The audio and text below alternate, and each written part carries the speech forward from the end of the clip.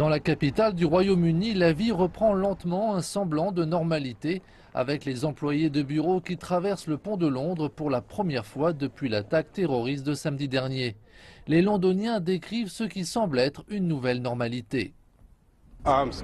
J'ai peur, on doit penser à regarder autour de soi, tous dans les zones très fréquentées. En venant sur le pont ce matin, je me sens de plus en plus irritable, de plus en plus bouleversé. C'est vraiment triste de penser que c'est ça la nouvelle normalité maintenant. Le pont était encore fermé à la circulation alors que les médecins légistes de la police étaient à la recherche d'indices dans la zone. Une nouvelle réunion des chefs de la sécurité et des ministres a été présidée par la première ministre du Royaume-Uni, Theresa May. Celle-ci a qualifié les meurtres d'attaques contre le monde. Malheureusement, les victimes sont issues de plusieurs nationalités. Il s'agit d'une attaque contre Londres et le Royaume-Uni, mais c'était aussi une attaque contre le monde libre. Des messages de soutien affluent du monde entier. Maintenant, c'est une corruption, une maladie au sein de l'islam. C'est un phénomène mondial qui doit être traité globalement.